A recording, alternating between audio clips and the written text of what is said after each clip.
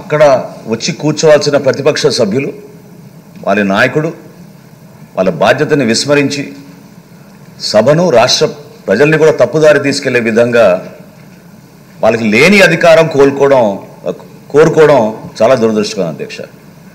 ప్రజలే మిమ్మల్ని చీకొట్టినప్పుడు, ప్రజలే మీకు ఆ గౌరవం ఇవ్వనప్పుడు సభాపతిగా మీరేం చేయగలుగుతారు అధ్యక్ష? మీరు ప్రతి సభలో మీరు చదివేటప్పుడు ఏ పార్టీకి ఎంత సంఖ్య ఉన్నదని మీరు చదువుతారు. అందుకని మేము ప్రభుత్వంలో ఉన్నా ప్రతిపక్షంలో ఉన్నది మీరు కాదు కదా అధ్యక్ష డిసైడ్ చేసేది. ప్రతిపక్షంగా వాళ్ళకి రావాల్సిన మినిమం నంబర్ రాలేదు కాబట్టి ఆ మాత్రం విజ్ఞత లేకుండా కేవలం ఇది ఒక దుష్ప్రచారం తీసుకెళ్ళడానికి వాళ్ళు చేస్తున్న ప్రయత్నాన్ని మీరు చాలా అద్భుతంగా మీరు ఒక చక్కటి రూలింగ్ ఇచ్చారు అధ్యక్ష. అయితే నా చిన్న రిక్వెస్ట్, నా మనవి జనసేన పార్టీ నుంచి మేము కోరేది ఏంటంటే అధ్యక్ష, మీరు ఆ రూలింగ్తో పాటు ఖచ్చితంగా ఈ మ్యాటర్ని మీరు సభా హక్కుల సంఘానికి మీరు రెఫర్ చేయాలి అధ్యక్ష.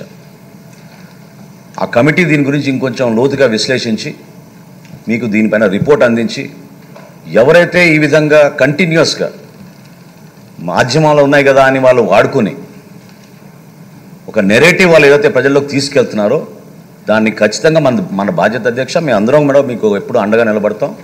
You have the powers, you are like you truly said అధ్యక్ష, you are the custodian of the house.